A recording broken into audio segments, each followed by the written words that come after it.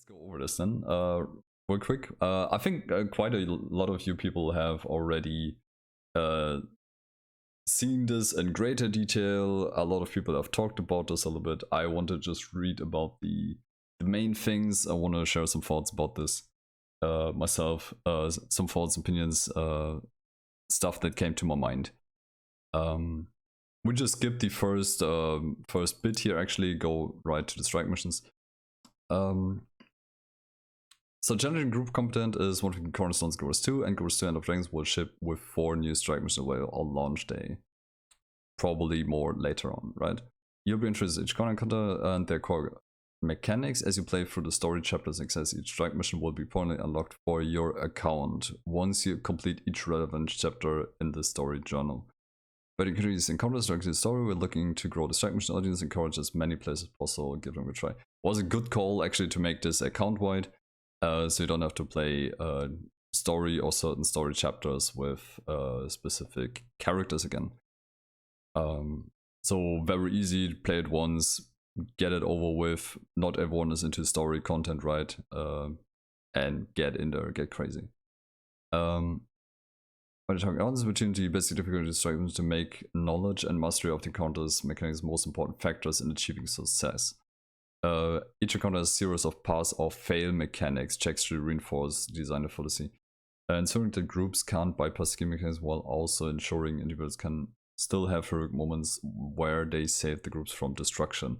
I think the first thing that comes to my mind is like Doom greens, right?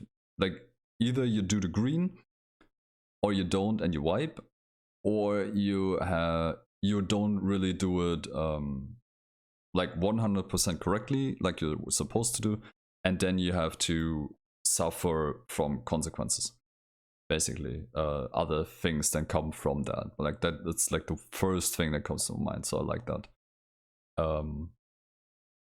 We'll just get that for this. For those looking for even grow to lowest chance modes for each game will be coming shortly after launch. Will increase the rewards for those who chose to tackle them. When you find a stage of tuning balancing these grueling encounters, can't wait to unleash them in the world. So these challenge modes, I kind of suspect will have some increased reward. And since Mystic Coins is a big issue in the later on in this blog post, I think that will be one of the new sources, like additional sources, optional sources for Mystic Coins in this. High-end fractal rewards. We approach any adjustments to our Mystic Coin economy with a lot of care. Mystic Coins are a fundamental currency to use to create Mystic Clovers and are directly in many legendary items. Currently, challenge mode fractals are one of the largest single source of Mystic Coins entering our economy, as each boss in challenge mode 98, 99, 100 has more chance to award either 1, 2, or 3 Mystic Coins. I was actually a little bit surprised by that, because I almost assumed after everyone got heroic editions and everyone is just playing the alt account game nowadays, basically, that this is a really huge factor as well. But apparently a lot of people, or way more people, do the fractal CMs every day than we thought. So this is still the biggest thing when it comes to generating Mystic Coins for the game. Like we always assume that's like the absolute minority of the player base, but it's, I mean, it's probably is, right, but it's not like as small as we thought. Because they're like, it sounds like there's a really big step down from there. This chance of random abilities adds up misplaced take on challenge mode fractals, consider making fractals the most efficient one-stop source for obtaining the gold, Mystic Coin, and Mystic Clovers you need for legendary progression. Want to spread out love to other types of content, but that means no single source should award such high amount of legendary resources at the same time. That is really good though, because again, not everyone is playing fractal CMs.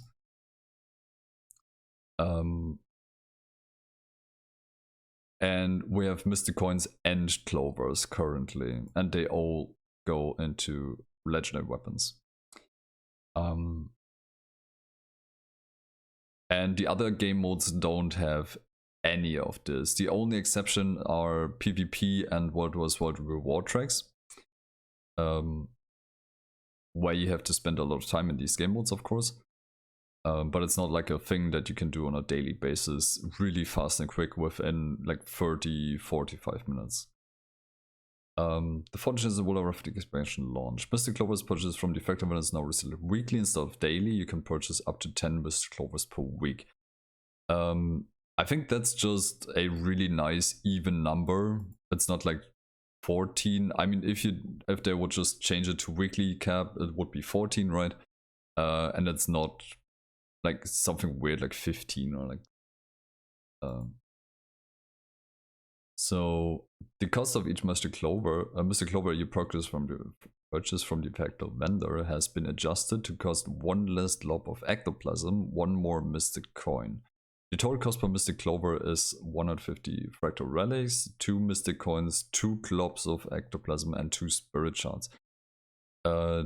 This is approximately 2/3 of the average cost of creating a Mystic Clover via the Mystic Forge. So it's basically more expensive on the vendor, but still cheaper than gambling in the Forge. Which also means if you would just acquire all of your Mystic Clover and you don't do everything else that's new, only you go with this method, you would save on Mystic coins for the same amount of clovers. It's of course capped per week, but if you just go by what resources throw into this, what do I get out of this? You will save Mystic coins from this.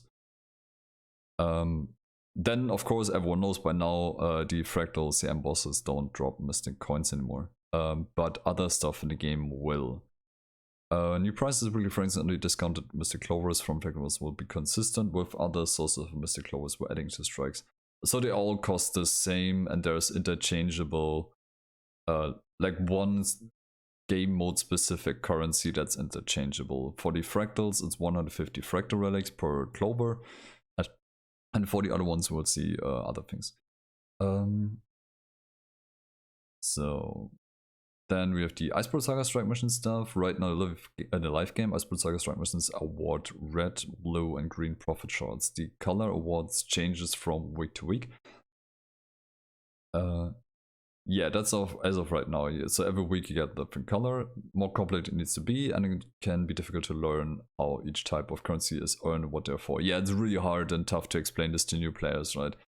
Like very few people really know what this is even used for, because they like accumulate all of these spirit shards, like these profit shards. But I think like the absolute minority has ever spent in any amount of them as of right now. We just have thousands upon thousands of them. But yeah, so the the Icebird Saga strikes will only award blue shards then. And all the items and rewards that used to cost green and red shards now cost only blue shards. Red and green shards will be exchanged for blue shards. So we have streamlined this. The green shards will be a new thing for the End of Dragon Strike missions. Red ones are gone. So we have either blue, and you know, okay, that's the old stuff. Icebird Saga, blue ice, that makes sense. And then we have green for the Jade, End of Dragons. Good stuff. Like that's very easy to get across to other people. End of Dragon Strikes will award the green shards, and they can spend any new vendor found in a hub area in Kenfa. That's probably Arborstone. I think everyone agrees now at this point.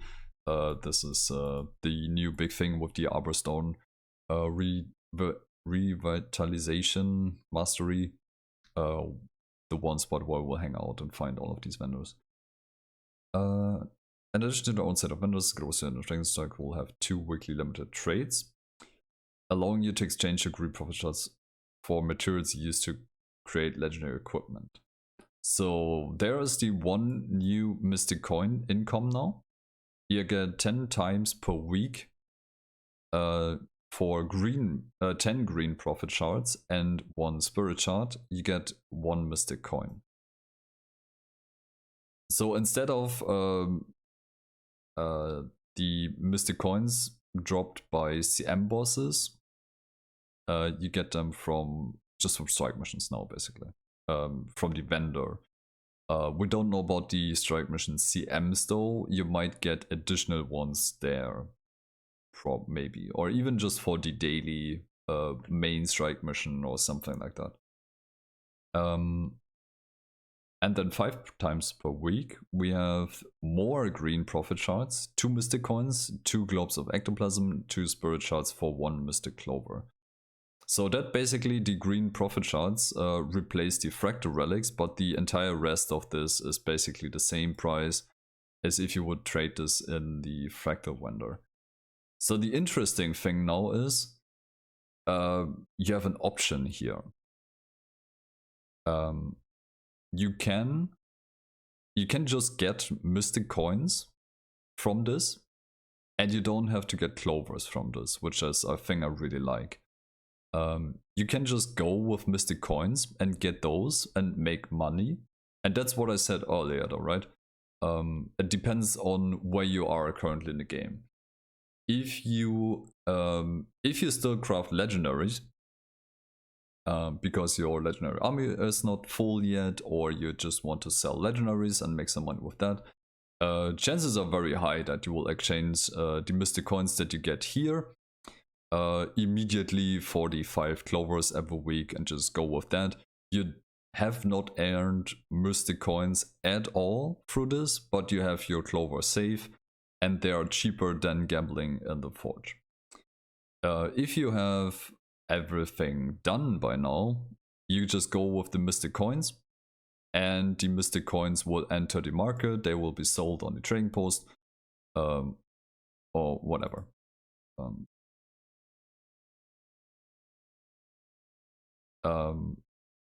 On the long term, this will be the main thing, right? Because people will just fill up their legendary armory. I mean, not in the next months, right? But in the next years to come. So in 2023, 24, most people will be done with, well, maybe not with the entire legendary armor, but with a huge amount of the main stuff they need for the characters they play.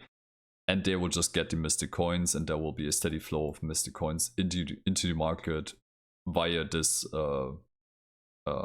like trade, basically. And this is one thing that will replace the fractal CM drops.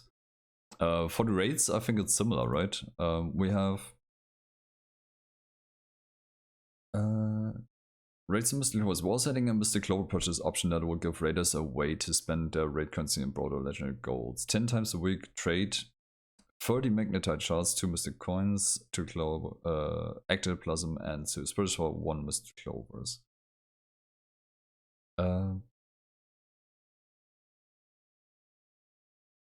Okay, so we don't have mystic coins in there. So,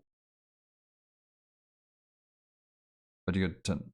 Okay, yeah, so you have magnetite shards replacing profit shards and fractal relics. And you can get 10 clovers. You have to spend 20 mystic coins. So coincidentally, 20 mystic coins is what you get from your monthly lock-ins.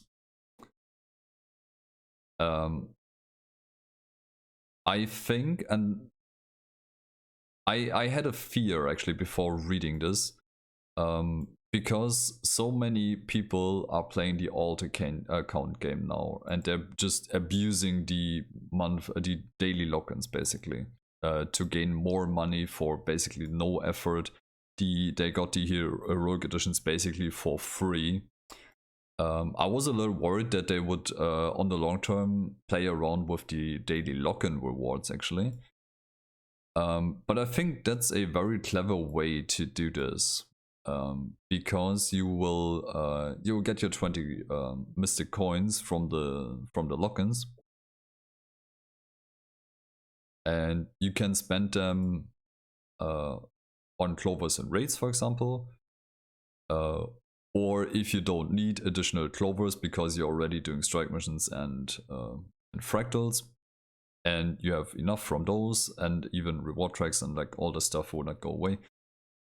This is an option for people that raid. But yeah, I think that's like the main thing, because they have to deal with they have dealt with the fractal CM's mystic coins. Now they have to deal with the increasing amount of coins that come from the logins, basically, to keep the economy steady. Between 10 there was that and 5. Oh yeah, 25 in total discounted mystic clovers each week. That only works out, of course, if you have already mystic coins or you buy mystic coins from other people. But since, again, I mentioned this earlier, some people will only go for this option and generate 10 per week that go back into the market. This will like generate like mystic coin providers, basically. You can only buy all 10 if you get all information. And yeah, so you have to, oh, that's completely right. You have to like basically do, well, not even a full clear. You can basically just park and fail at one boss for a long time, and you will get the magnetite shards that you need, because they are capped and you get them either way. Yeah, like you even get them for trying, so you don't even have to kill bosses theoretically. I mean, you obviously will, but yeah. We don't expect everybody to be equally efficient for everyone. Exactly what I just said. And which ones are the best for you depend on the type of content you play regularly. That is very, very nice. So a lot of people only do raids. Some people do fractal CMs, but not all of them. Probably everyone will do the strike missions. But yeah, there's something for everyone now. And we don't have a thing that provides mystic coins and clovers anymore. So it's either or. You have options, and no game mode seems superior in that way. As of right now, just from reading from this, kind of depends what they bring with the additional CM rewards, of course, though. Like, we don't know yet. So if you play, yeah, that's basically just what I said. And yeah, that's basically just what I said, basically in long. Okay, let's talk about the equipment professional skill updates real quick. Where we're coming from and where we're going.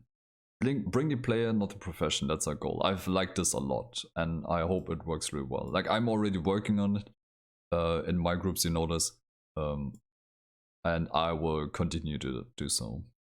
I want to ensure that every player feels like they're able to play the profession they like or identify with the most and bring valuable contributions to the group. This means roles should be determined by your build and gear rather than your profession. Correct. GW2 is about positive cooperative encounters. When more players play at the same time and plays, they are all stronger.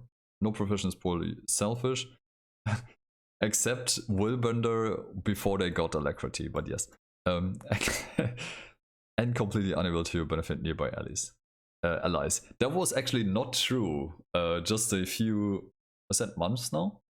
Like before Willbenders got the AoE alacrity, they were the solely exception to this. But yeah.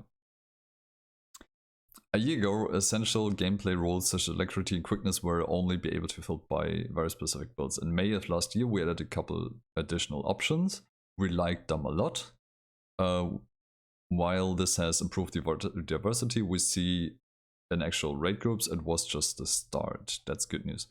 Not least mentioned in the Community of Dragons, spread boon support roles to professions that didn't have access to them, making it easier to slot the profession you like to play into the role your group has available. So that basically plays into the bring the player, not the profession kind of thing. So currently forming a squad for 10 player content requires juggling specific roles between subgroups based on target caps. Some roles such as Alacrity and Warriors banners have a target cap of 10 players, while almost all others such as Healing, Quickness and other boons have a target cap of 5.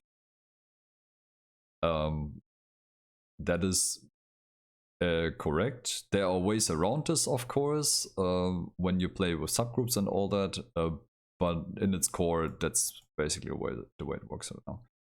Originally, the 10 target cap on Renegade, later Mirage, Alacrity were because there were so few options to fill this essential boon role. And the Dragons will give Engineer, Guardian, Thief support builds that across access to Alacrity, and Elementalist Necromancer will be able to provide Quickness. So we have 5, I believe, for Quickness, 5 classes, and 5 for Alacrity, if I'm not mistaken. Or even 6 actually, with Chrono. With these added options, now is the right time to simplify this aspect of squad formation. Most 10 target skills. So that's the interesting point, right? Like, can I highlight only this? Yes. So 10 target skills and traits in PvE will have a maximum gear cap of 5 in expansion, matching the current target caps in PvP and World of Sword. Generally, this means that for each subgroup in a squad for strikes or raids, you'll want a healer, a source of quickness, and a source of alacrity. Though we expect expert theory crafters to find ways to combine some of these roles. I mean, that's what we do all the time anyway, right? Like we will combine tanks and healers and quickness or actually whatever to just have role compression all over the place.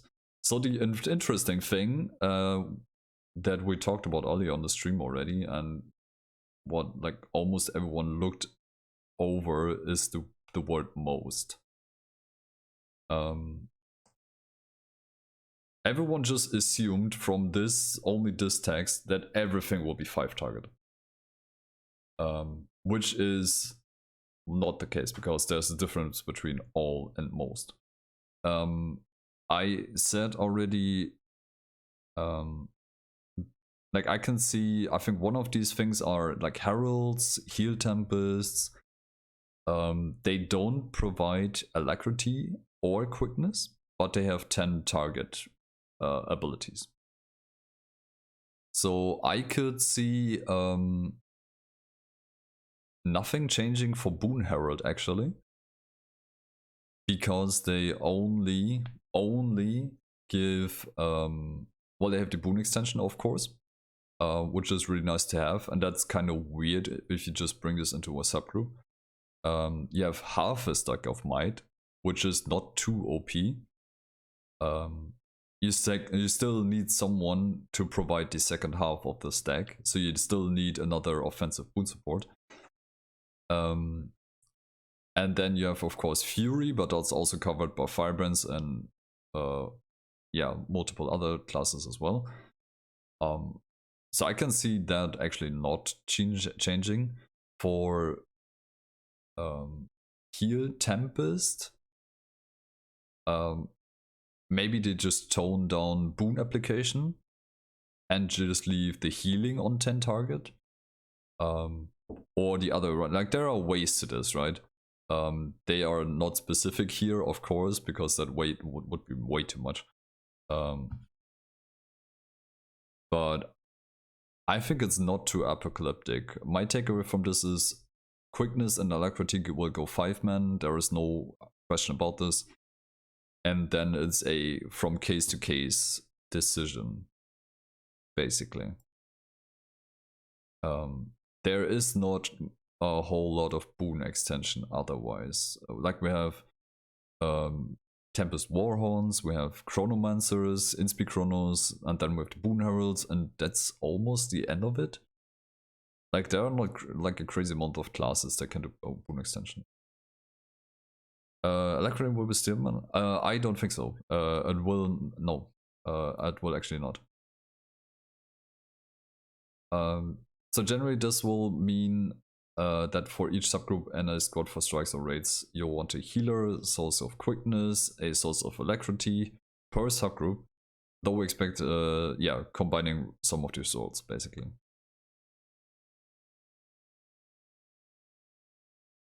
So the next thing is about warriors and rangers, because they are a special case. They have unique buffs with the banners and the spirits.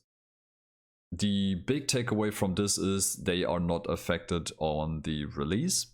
There will be a balance patch in the summer affecting those things, and the unique buffs will be changed to fit into boon application. So warriors and druids will actively buff things. The question is, are they also getting quickness and alacrity? I'm really not sure about it. I think actually not. Like, it would be really cool. The thing is, banners and spirits are core class stuff, which means when you replace a spirit with alacrity or quickness, every soul beast, every untamed, every druid will get alacrity or quickness, either way. It would be really cool for the point of bring the player, not the profession, because this opens this up a lot, even more. But it's playing too much into core classes, and core classes are way too important for balancing. So I think this will just be regular boon application, like Fury, Might, protection region, age stability, you name it. So I would be very happy about this. Or maybe they even change the boon application and the core class, and you have a trade. There will also be trade changes, of course, for this. You can trade in your elite specialization for a specific additional buff, so that might be a thing. So you're not really touching the boon, the core class too much. But you still have options for the elite specialization. That would be cool.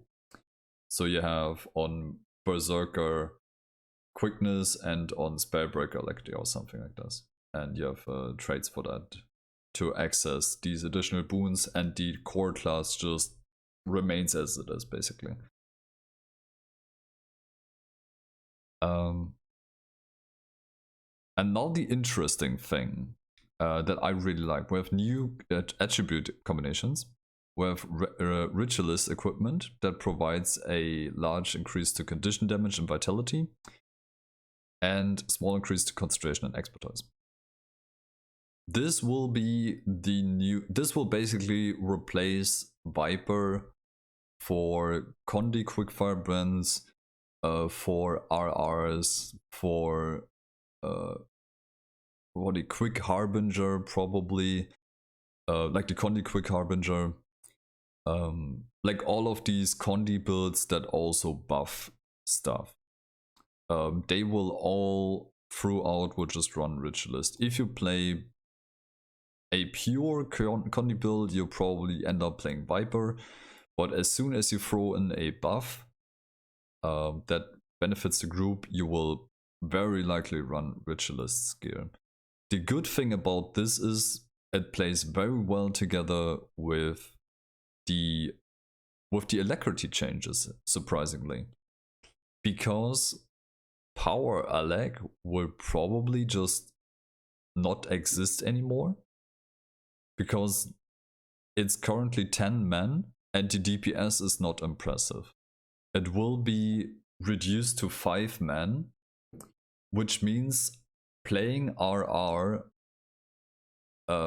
is just much better. You have higher DPS, you play condition damage, you run Righteous Rebel and have the increased alacrity duration anyway, and you can also top this now with concentration. So where you currently end up with 50%-ish, let's say 50% boon duration or just alacrity uptime when you play RR, and the second RR does the second half, you can cover this with concentration now. So you can probably, I assume, come very close to 100% alacrity in your subgroup for 5 people playing RR and Ritualist gear. And the same thing is true for the quick builds as well. So for the Connie Quickfire brand. It's basically the same thing, right? You have not a huge amount of boon uptime, but it's okay. And now you have a condition damage set that also provides concentration and gives you the last remaining bit, basically, that you need to do like proper full-on boon support while maintaining your damage. There are also builds that benefit from vitality, like Harbinger is one of these things. Vitality is just run on Harbinger by default, because they have many traits that like benefit from this. So this like situation here, like this combination just makes perfect sense with the changes to quickness and alacrity. Like that's just perfect. It's very easy for people to provide both boons at the same time for a subgroup, or you even play Chrono and then you have both covered anyway. Like that's even more rule compression right there. But let's say you don't have a Chrono, you can like juice up your boon duration there on these hybrid specs very easily. The other good thing is you probably don't lose a lot of damage with this. So you can basically take away the quickness from a heal firebrand and just let the heal firebrand go crazy on the heals. This is basically what we do in a channel anyway already, where we just have the heal firebrand not buff quickness. And this is basically supporting this as well by a lot, actually. The Dragon's equipment provides a larger increase of power, ferocity, and a small increase of precision vitality. So this is basically just a slightly reverted, mixed up Marauder.